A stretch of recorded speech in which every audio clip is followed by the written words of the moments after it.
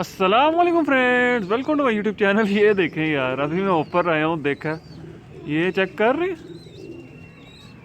बिल्ली कहाँ चिपकी हुई है मेरे केज के साथ। ये देख लें, ये हालात चल रहे हैं। वो चाल के साथ चिपकी हुई है। यार कसम से हद है, मतलब कि वो चाह रही है कि कहीं से मुझे रास्ता मिले और मैं जाऊँ। हैवी सीन है ये देख। ये हैं बिल्ली के हालात। इसका मैं इलाज करता हूँ, इसको तो मैं पकड़ के कहीं दूर छोड़ के आता हूँ। इन्हें नहीं तो मुझे रगड़ा लगा देना दोबारा से। देख रहे हैं आप, ये जिस हिसाब से चल रही है ना, इसने जल के ऊपर पहुँचना। अब मैं हूँ भागेगी। अब ये ले, मैं इसको भगाता हूँ जाके, ये नहीं तो काम खतरनाक हो जाएगा। ऊपर आ गया हूँ और ये देखें बिल्ली कितनी यहाँ पे बैठ गई। डर भी नहीं रही। चेक करें,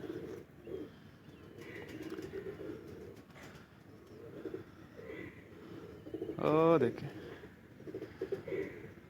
उधर जाके ले जना। अब ऊपर को देख रही है, ये देख रहे ये